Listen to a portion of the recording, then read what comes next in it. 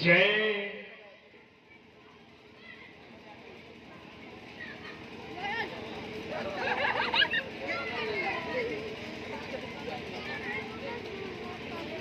हाँ चलो मैं चलता हूँ ना, झूला दिला। अब आगे सब खरीदाई चलो। बड़ी सुंदर भाव से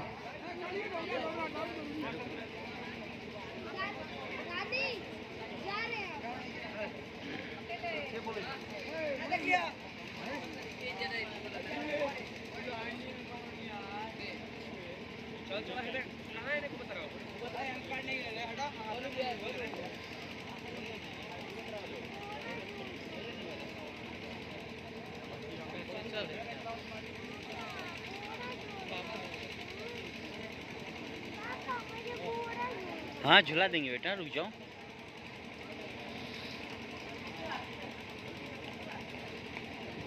रुक जा, चलता हूँ ना, भैया लोग चलेगा तो चलेंगे।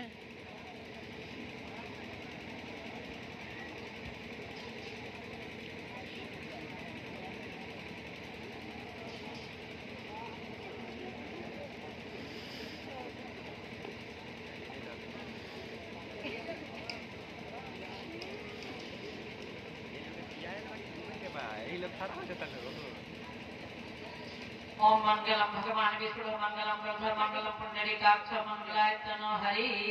बोलिए सदगुरु भगवान की। भैया का हृदय बड़ा उदार है, हमेशा आते हैं ऐसे आयोजन में, हमेशा आते हैं, अपना भी दर्शन कराते हैं, हम सबका भी दर्शन करते हैं। ऐसा हृदय है, एक बार ताली तो बजा दीजिए। बढ़िया, ऐसे आप लोग भी बने भाई, ये उदारता का भाव है। चलेगा, हाँ पंडित जी को दे दीजिए डाले करने पर। हाँ, बहुत सुंदर। ओम मंगलम भगवान विष्णु मंगलम प्रदद मंगलम पुंडरीकाक्ष मंगलाय तनो हरि। ऐसे ही जाड़े के मौसम में गरीबों के भी दिन है, लोगों को भी वस्त्र हम लोग डालें ताकि उनकी ठंडा दूर हो। वही गरीबी में परमात्मा का वास होता है। बोलिए सदगुरु भगवान की। तो चले, नारद जी आ गए। अब बात तो बिगड़ गई है, अनबन हो गई महादेव में और माता पार्वती में। जैसे बाबा भोलेनाथ आए तो माता पार्वती कहाँ है, ध्यान से सुनेंगे कहाँ है। तो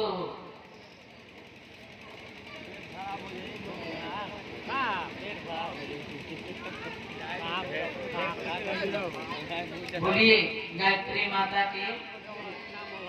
माता पार्वती नाराज हो गई थी और नाराज होकर के अपने कक्ष में लेटी हुई थी।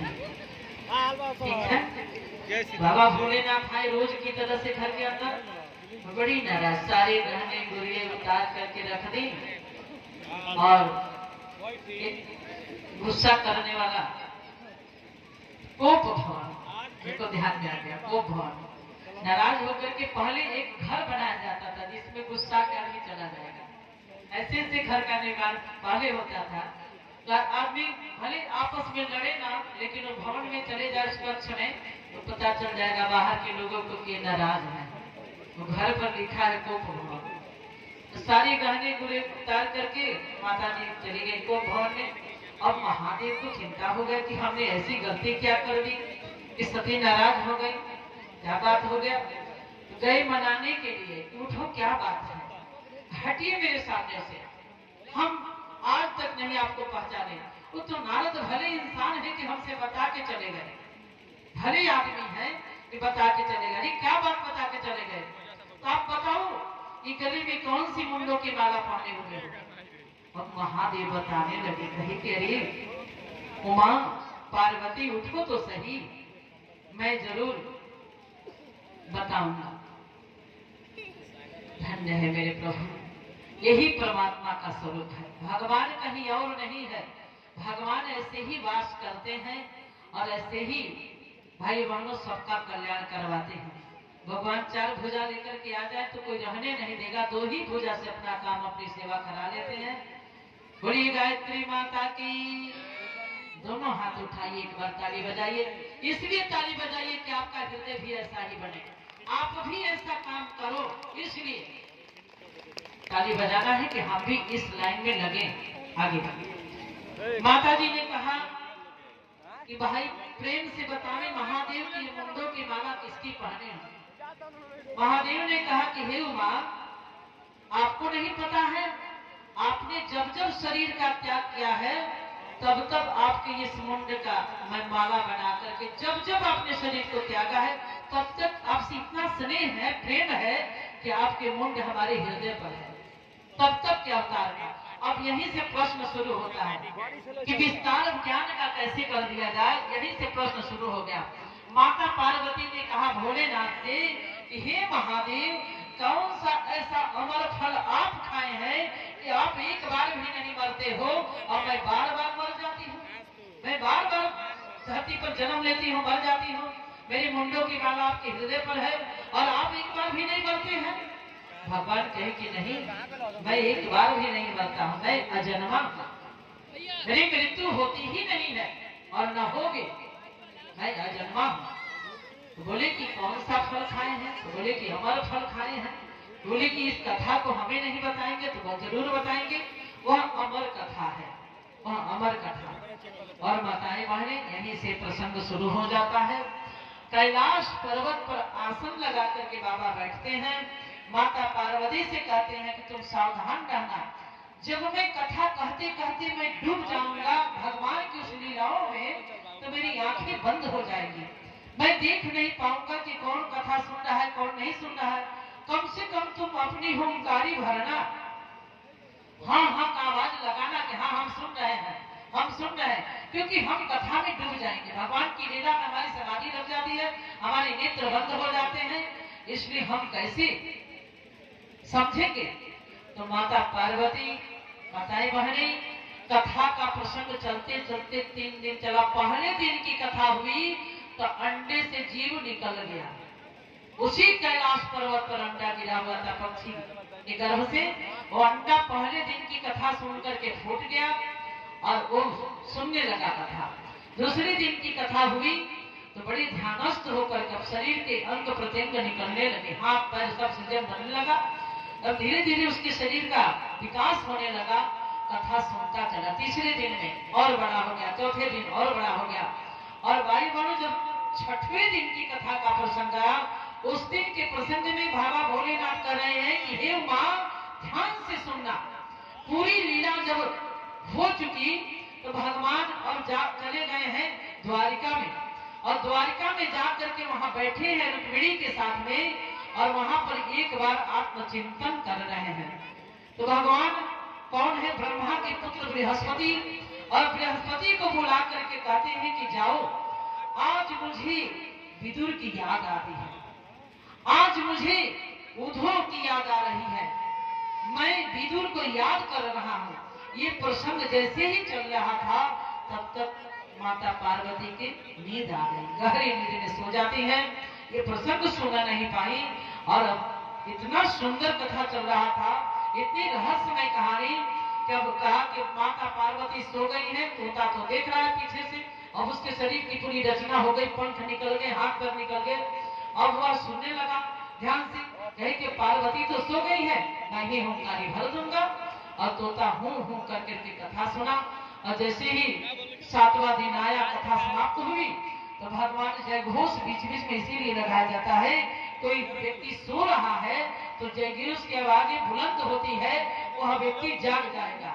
तो जैसे ही महादेव ने जय घोष लगाया कि बोलिए वृंदावन बिहारी लाल की, माता पार्वती उठ के ऐसे चिढ़ गई और उठ कर कहे हाँ क्या हुआ, क्या हुआ? विदुर की याद आई, उसके बाद क्या हुआ? अरे उद्धव की याद आई, उसके बाद क्या हुआ? अब महादेव कहे कि वाह, कथा नहीं सुनी? बोले कि नहीं, मुझे तो नींद आ गई। तो कौन सा व्यक्ति था तीसरा जो कथा आके सुन लिया?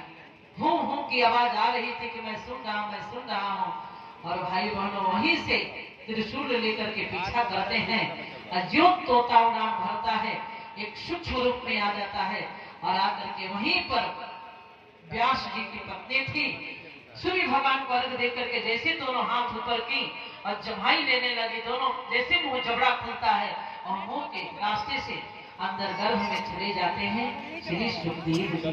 तो ये लीला नारद जी के, देवर्षि नारद जी के माध्यम से तैयार हुई। व्याकुल हो गए कि राधा रानी का जो संदेश मिला है श्री सुखदेव जी को, इसका विस्तार कैसे होगा।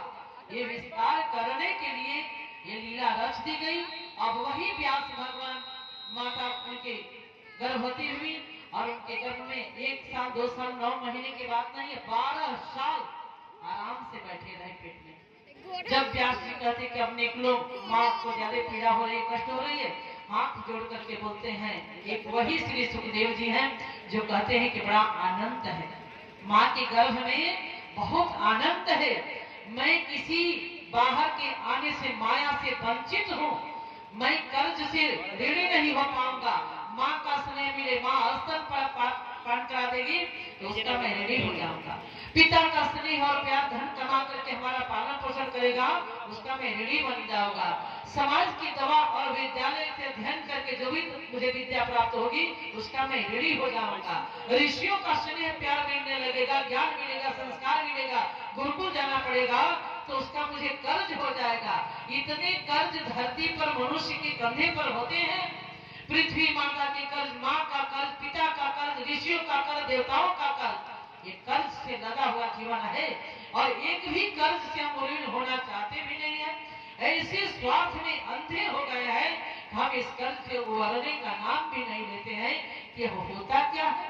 और श्री सुखदेव जी जब आते हैं तो फिर कोई संस्कार नहीं, घुंघराले बाल, कोपिन भी धारण नहीं किए, ऐसे ही हैं बिना वस्त्र के और चले जाते हैं संन्यास धारण में। ज्ञान को बांटने के लिए व्याकुलता इतनी श्री सुखदेव जी को होती है कि श्राप देने के लिए श्रृंगी ऋषि भाई बहनों केवल माध्यम बन जाते हैं परीक्षित के, ये तो ज्ञान का विस्तार करना था।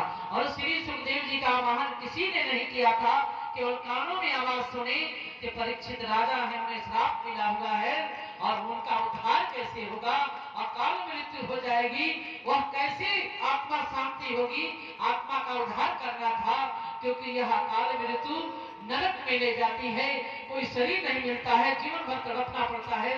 तो एक व्याकुल श्री सुखदेव जी आते हैं दौड़ करके कि मैं इसका उद्धार करूंगा। मेरी बताई बहनी, आज क्या है, हम घर घर में नहीं जाएंगे। क्यों नहीं जाएंगे? हम बड़े आदमी हैं, हम बड़े इंसान हैं, पढ़े लिखे, हमारी किसी चीज की कमी नहीं घर में है। हमारे आचार्य पंडित श्री राम शर्मा जी ने कहा कि घर घर में जाना, घर घर में जा करके इस व्यथा को दूर करना, कथा के माध्यम से गायत्री रूपी जड़ी ले जाना और यज्ञ नारायण भगवान को ले जाना, जो जीवन का पालन पोषण करेंगे और गायत्री माता सद्बुद्धि दे करके मनुष्य के जीवन का कल्याण कर देगी, अज्ञानता को दूर करेगी मेरे भाई बहनों, और अंदर अभाव आसक्ति को दूर कर देगी। जब ज्ञान की किरण फूट जाती है तो व्यक्ति कुटिया में मस्ती का जीवन जीता है, और जब अज्ञानता में व्यक्ति अंधकार में जीता है तो भवन भी उसके लिए फीका हो जाता है, भवन का भी आनंद नहीं मिल पाता, मन भोग भी प्रेम से नहीं खाता है, क्योंकि घर में दुर्बुद्धि दिखाई देती है। इसलिए दुर्बुद्धि को हटाने का एक ही शस्त्र है जिसका नाम गायत्री है, और गायत्री सूर्य की शक्ति का नाम गायत्री है, और गायत्री का देवता सूर्य है। इसलिए कोई धरती पर रहने वाला इंसान बोले, चाहे सिख हो, हिंदू हो, मुसलमान हो, ईसाई हो, कह दे कि हम गायत्री से नहीं है तो उसकी भूल है। सूर्य से धरती चल रही है, सूर्य से सबका जीवन चल रहा है, सूर्य से सबको एनर्जी मिल रही है, और कोई कहे तो अज्ञानता से कहे, पूरा धरती पर रहने वाले लोग ही गायत्री मय है, गायत्री से कोई अछूता नहीं हो सकता है। इसलिए यह माता गायत्री है कामधेनु, इसकी गौरव गरिमा जानो मेरे भाई बहनों, भूलो भटको नहीं। जो दवा आपके पास आ चुकी है ये हेम्योपैथ की गोली है, जिसे बड़ा ही सरल बना करके आपको पिलाया जा रहा है कि आपको कहीं भी इसका साइड इफेक्ट नहीं होगा, नुकसान भी नहीं करेगा। आप एक एक देवता का स्मरण करेंगे, 24 अक्षर से पिरोया गया यह मंत्र है। आपको जानकारी लेना है इस मंत्र को किस किस ने जपा है, किस किस ने इसके संरक्षण में जाकर अपने जीवन को महान बनाया है। तो गायत्री महाविज्ञान के प्रथम पाठ को पढ़ लीजिए, प्रथम खंड को पढ़ लीजिएगा, उसमें डंकी की चोट पर बताया गया है। अनादिकाल से ऋषि महर्षि, आप सबको पता है, राजा विश्वामित्र थे, क्या थे, क्षत्रिय थे, क्षत्रिय कुल के थे राजा। लेकिन जब शिकार खेलने जाते हैं और वशिष्ठ मुनि के कुटिया में जाकर के कहते भूख लगा है, प्यास लगा है, और वशिष्ठ मुनि गायत्री के उच्च कोटि के साधक थे, वहां पर कामधेनु थी, गायत्री ही कामधेनु है, गायत्री ही कल्प वृक्ष है, गायत्री ही पारसमणि है, गायत्री रूपी कामधेनु को कुटिया में बांध के रखे थे। और कामधेनु से वशिष्ठ जी ने कहा, आज विश्वामित्र भूखा आया हुआ है, हे कामधेनु 56 प्रकार का व्यंजन बना करके इसे स्वागत करो, इसे आहार दो। तुरंत वहीं पर तैयार हो जाता है और विश्वामित्र ग्रहण करते हैं। इतना स्वादिष्ट भोजन को पान करके राजा के मन में एक राजसी भाव जग जाता है और कहते हैं कि कौन सी गाय है? बोले वशिष्ठ की यह तो कामधेनु है। बोले यह मुझे दे दो। बोले कि नहीं दे पाऊंगा, ये मेरी तपस्या की पूंजी है। विश्वामित्र क्षत्रिय थे, युद्ध करने के लिए तैयार हो जाते हैं और मेरी माताएं बहनें जब युद्ध करने के लिए तैयार होते हैं तो एक हुंकार भरती है कामधेनु, तो 30 अक्षौणी सेना वहीं पर प्रकट होती है। युद्ध दोनों में होता है, विश्वामित्र पराजित हो जाते हैं और पराजित होकर के विश्वामित्र के चरणों में गिर पड़ते हैं और कहते हैं कि मैं भी तपस्या करके इस कामधेनु को प्राप्त करूंगा। वहीं से चले जाते हैं विश्वामित्र, पहाड़ों की गुफाओं में जाकर के जंगल में एक पैर पर खड़े होकर के ब्रह्म गायत्री की साधना करते हैं। 12 वर्ष के बाद गायत्री उन्हें प्रकट हो जाती है और गायत्री के उस समय के विश्वामित्र जनक कहलाते हैं। गायत्री को उन्होंने प्रकट कर दिया और तब से आकर के विश्वामित्र ने कहा, दुनिया वालों हरि के भजे सो हरि के होई और जाति पाति पूछे नहीं कोई। अरे धिक बलम क्षत्रिय बलम तेजो बलम ब्रह्म बलम, और उस समय से ब्रह्म ब्राह्मण बन जाते हैं विश्वामित्र जनक बन जाते हैं, गायत्री मय हो जाते हैं।